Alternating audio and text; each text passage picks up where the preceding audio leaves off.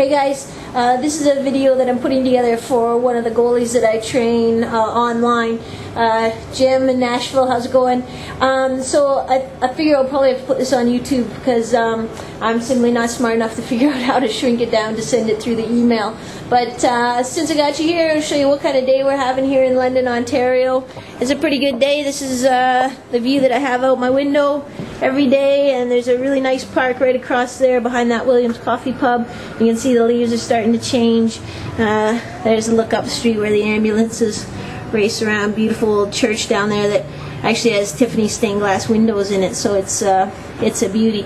But anyways, we'll get back to the task at hand here, and we'll get back to work. I'm doing the handheld cam thing. I was at a conference a couple weeks ago in Stanford, and this is a technique I learned from Zach Avanesh watching his videos, so pretty technically advanced, I know. I can go that way. Okay, I'll stop making you seasick. We're going to start with a little warm-up.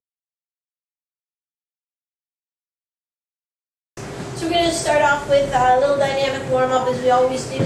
So we'll start with a knee hug into a reverse lunge and rotation. So remember, this is a training program for a goalie, and we want to make sure that those hips are really well opened up in all three planes of motion. So you do about 5 of those on each side, knee hug, reverse lunge to rotation, and rotate over that lead leg. And the next one we'll go into is just again, we'll start again with the knee hugs, getting a little stretch through the glutes, come out into a lunge lateral, push back up into a knee hug.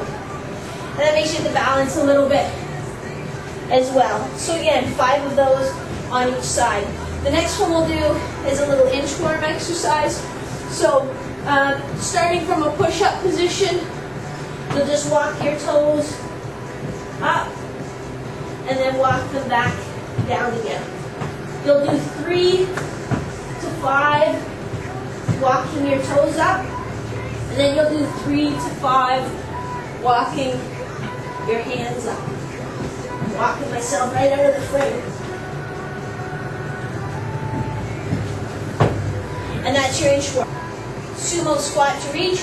We're going to bend forward, touch our toes, drop our bum down, and then reach one arm up to the ceiling, following it with our eyes, and the other side. And go at a fairly slow pace, and the whole time you're trying to keep your chest up. So from the side, bend forward, grab our toes, drop our bum down, reach, looking with our head, reach, looking with our head, and then we come back up. If you really can't get down in that low position, number one, it's a red flag that you're tight somewhere in this kinetic chain or the posterior chain. If you're a little bit off, you can lift your heels up about an inch and try to do the movement. But just by putting them on either a 2x4 or a 10 or 25 pound plate under your heels, and you'll probably find that you can then get down. Again, working on opening up the hips. This is one I love for the goalies. It's called a wide out. So we'll get in our nice low position. My head is going to stay right here as I hop out, in, out, in, out, in, out. I'm going to do about 10 of those. Get those abductors, adductors working nice and dynamically. And the last one, another one for the glutes, the hamstrings, and a bit of balance. We're going to do a diagonal reach, toe touch.